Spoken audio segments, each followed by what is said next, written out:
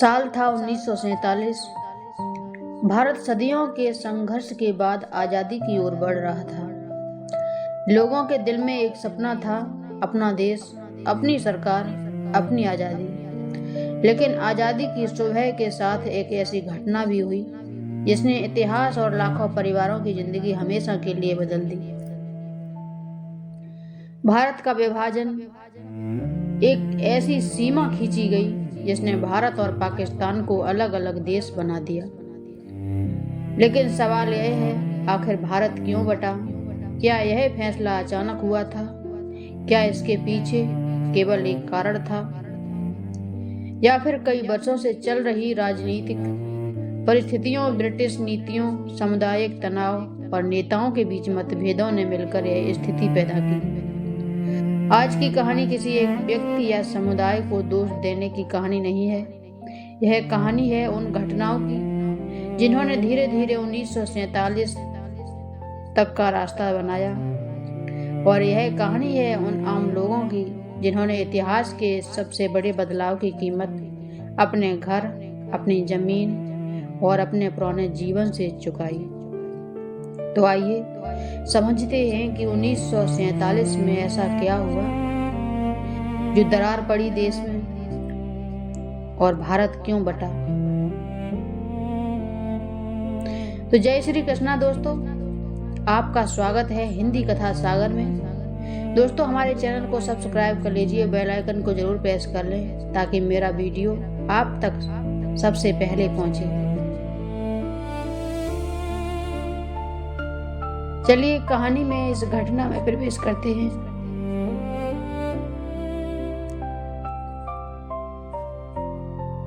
अठारहवीं और 19वीं शताब्दी में ब्रिटिश सत्ता का प्रभाव भारत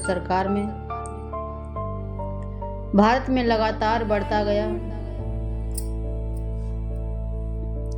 18वीं और 19वीं शताब्दी में ब्रिटिश सत्ता का प्रभाव भारत में लगातार बढ़ता गया। 1857 के विद्रोह के बाद 1858 में भारत का शासन सीधे ब्रिटिश क्राउन के अधीन आ गया। इसके बाद भारतीयों में स्वतंत्रता की भावना और मजबूत होती गई। 1885 में भारतीय राष्ट्रीय कांग्रेस की स्थापना हुई। धीरे धीरे स्वतंत्रता की मांग तेज होती गई। 20वीं शताब्दी में महात्मा गांधी, जवाहरलाल नेहरू, सरदार पटेल, मौलाना अब्दुल कलाम आजाद और अनेक अन्य नेताओं ने स्वतंत्रता आंदोलन में महत्वपूर्ण भूमिका निभाई। लेकिन इसी दौरान भारतीय राजनीति में एक दूसरा महत्वपूर्ण सवाल भी सामने आया। आजाद भारत में विभिन्न धार्मिक समुदायों के राजनीतिक अधिकारों की सुरक्षा कैसे होगी? यही सवाल आने वाले वर्षों में बहुत महत्वपूर्ण बन गया। 1906 में ऑल इंडिया मुस्लिम लीग की स्थापना हुई। शुरुआत में मुस्लिम लीग का उद्देश्य मुख्य रूप से भारतीय मुसलमानों के राजनीतिक हितों का प्रतिनिधित्व करना था।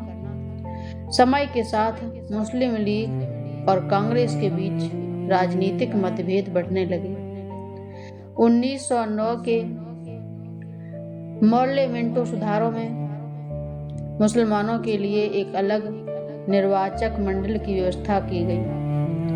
इससे राजनीति में धार्मिक आधार पर अलग प्रतिनिधित्व की व्यवस्था और मजबूत हुई। आने वाले वर्षों में अलग अलग राजनीतिक संगठनों ने अपने अपने समुदायों के हितों में और प्रतिनिधित्व को लेकर एक अलग दृष्टिकोण बनाए। 1930 के दशक में भारतीय राजनीति तेजी से बदल रही थी। 1937 के प्रांतीय चुनावों के बाद कांग्रेस ने कई प्रांतों में सरकारें बनाई।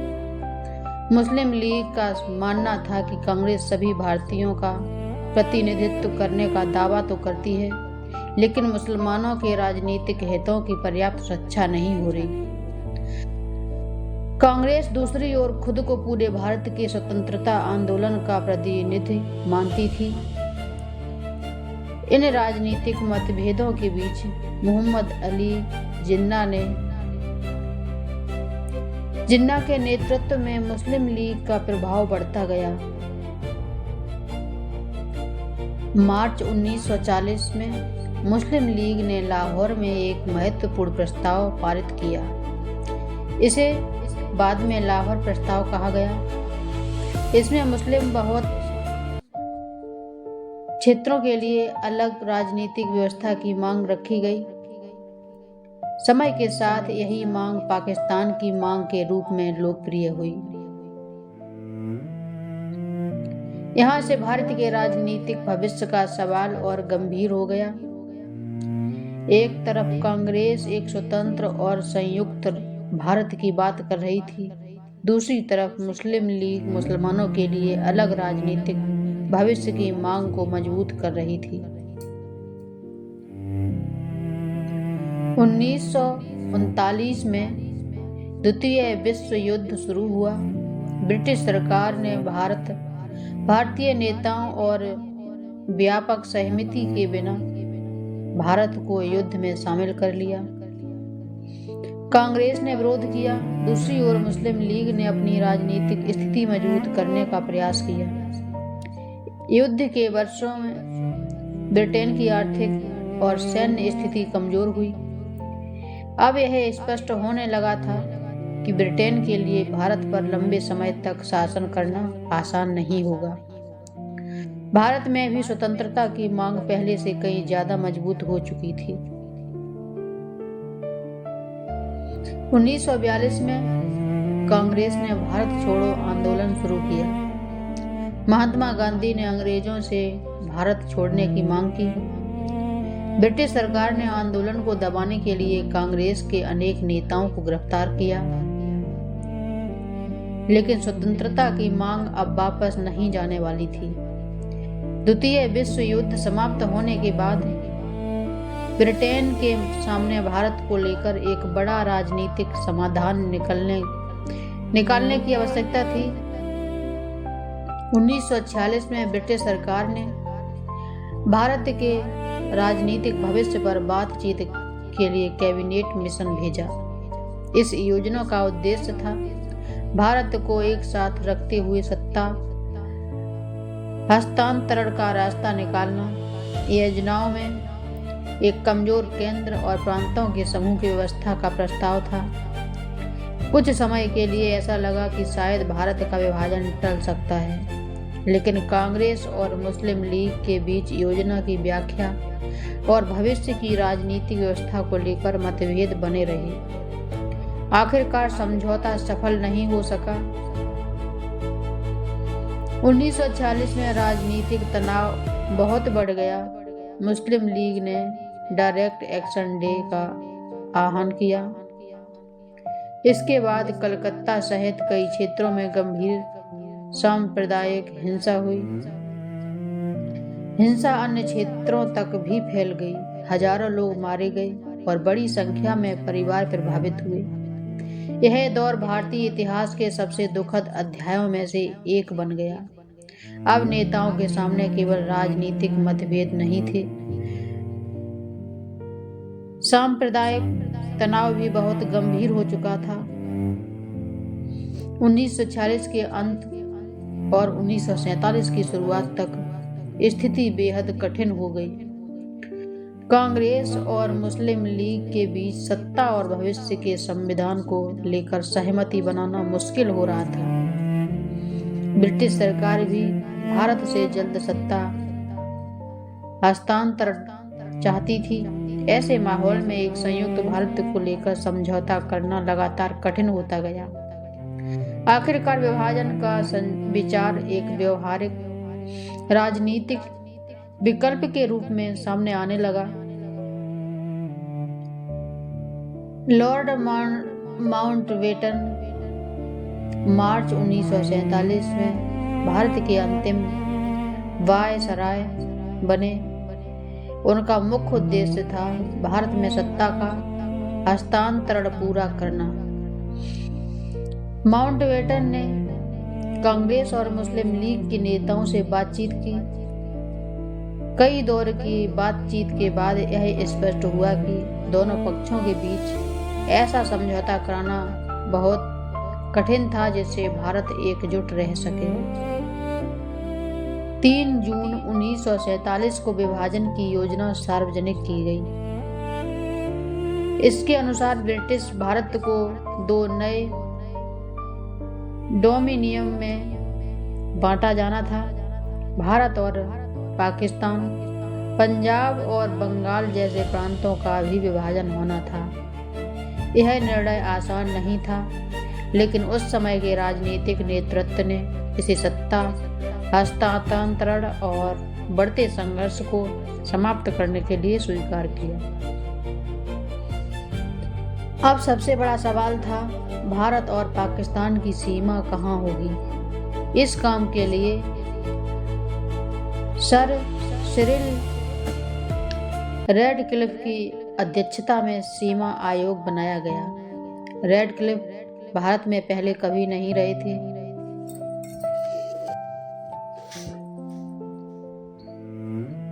उन्होंने बहुत कम समय में पंजाब और बंगाल की सीमा निर्धारित करनी थी।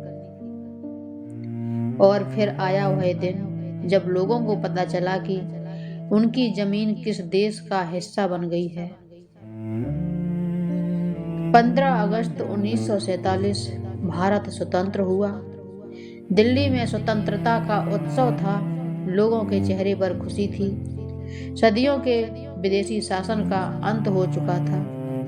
लेकिन इसी समय भारत के कई हिस्सों में लोग अपने घर छोड़कर नई सीमाओं के पार जाने को मजबूर हो रहे थे। एक तरफ आजादी का उत्सव, दूसरी तरफ बंटवारे का दर्द। यही 1947 की सबसे बड़ी विडंबना थी।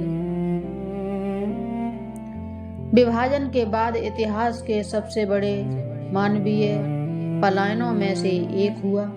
भारत और पाकिस्तान के बीच लाखों लोग स्थानांतरित हुए। कई परिवारों ने अपने घर, खेत, दुकानें और वर्षों पुरानी संपत्ति पीछे छोड़ दी। लोग ट्रेनों, बैलगाड़ियों, पैदल और अन्य साधनों से सीमा पार करने लगे। कई परिवार रास्ते में बिछड़ गए। बहुत से लोगों को यह भी नहीं पता था कि वे कभी अपने पुराने घर लौट पाएंगे या नहीं। विभाजन की हिंसा में बहुत बड़ी संख्या में लोगों की जान गई और असंख्य लोग विस्थापित हुए। जब हम इतिहास की किताब में देखते हैं तो हमें एक नक्शे पर खींची हुई सीमा दिखाई देती है, लेकिन वास्तविकता इससे कहीं बड़ी थी। विभाजन का अर्थ था एक परिवार का अपना घर छोड़ना, एक किसान का अपना जमीन छोड़ना और एक दुकानदार का अपनी दुकान छोड़ना और कई लोगों का अपने पुराने पड़ोसियों से हमेशा के लिए अलग हो जाना। कई परिवार नई जगह पहुंचकर शून्य से अपना जीवन शुरू करने लगे। उन्होंने कठिनाइयों के बावजूद अपने जीवन को फिर से खड़ा किया। अब वापस उसी सवाल पर आते हैं कि आखिर भारत क्यों बटा। इसका कोई एक सरल जवाब नहीं है। इसके पीछे कई दशकों में विकसित हुई राजनीतिक और सामाजिक परिस्थितियां थीं। पहला कारण ब्रिटिश शासन की राजनीतिक व्यवस्थाएं और अलग प्रतिनिधित्व की नीतियां। दूसरा कारण था कांग्रेस और मुस्लिम लीग के बीच बढ़ते राजनीतिक मतभेद। तीसरा कारण था मुसलमानों के राजनीतिक प्रतिनिधित्व और भविष्य की सुरक्षा को लेकर मुस्लिम लीग की चिंताएं। चौथा कारण था 1940 के बाद पाकिस्तान की मांग का मजबूत होना। पांचवा कारण था 1946-47 में बढ़ती सांप्रदायिक हिंसा और अविश्वास। छठा कारण था ब्रिटेन का जल्द सत्ता हस्तांतरण करने का निर्णय और अंत में एक संयुक्त राजनीतिक समझौते पर सहमति न बन पाना। इन सभी परिस्थितियों ने मिलकर विभाजन का रास्ता तैयार किया। यह इतिहास का एक बहुत कठिन सवाल है। इतिहासकारों में इस बात पर अलग अलग मत हैं कि किन परिस्थितियों में विभाजन को रोका जा सकता था। कुछ लोगों का मानना है कि पहले के वर्षों में बेहतर राजनीतिक समझौते से अलग रास्ता संभव था। दूसरे लोग मानते हैं कि 1946 और 47 तक परिस्थितियां इतनी खराब हो चुकी थीं कि संयुक्त भारत को बनाए रखना बेहद कठिन हो गया था। इसलिए इस सवाल का एक निश्चित उत्तर देना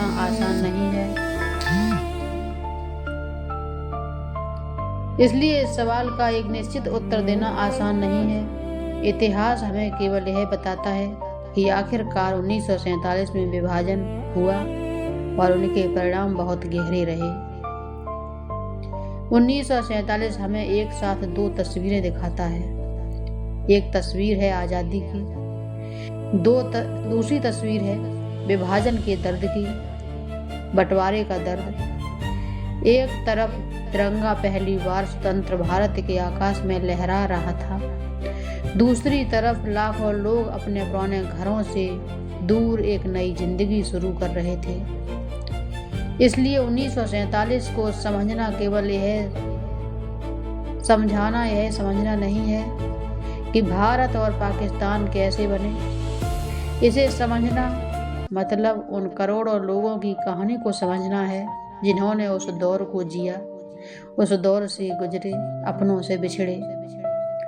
तो मेरे प्यारे दर्शकों, इतिहास हमें केवल यह नहीं बताता कि क्या हुआ था, इतिहास हमें यह भी सिखाता है कि क्यों हुआ था। 1947 का विभाजन हमें याद दिलाता है कि राजनीतिक मतभेद जब गहरे अविश्वास और सामाजिक तनाव में बदल जाते हैं तो उनका असर आम लोगों की जिंदगी पर पड़ सकता है। आज हम उस दौर से बहुत आगे जा चुके हैं, लेकिन इतिहास की याद इसलिए जरूरी है ताकि आने वाली पीढ़ियां उससे सीख सकें कि आखिर हुआ क्या था। देश की सीमाएं नक्शे पर खींची जा सकती हैं, लेकिन इंसानी रिश्तों की कीमत कभी नहीं भूलनी चाहिए। यह थी 1947 के भारत विभाजन की कहानी। एक ऐसी कहानी जिसमें आज़ादी की खुशी भी थी और बिछड़ने का दर्द भी। अगर आपको हिंदी कथा सागर की यह ऐतिहासिक कहानी पसंद आई हो तो वीडियो को लाइक करें, शेयर करें और चैनल को सब्सक्राइब जरूर करें। कमेंट में लिखिए, इतिहास को जानना भविष्य को समझना है। मैं फिर मिलूंगी इतिहास की एक और सच्ची कहानी के साथ। धन्यवाद। जय हिंद। आप सुन रहे थे हिंदी कथा सागर।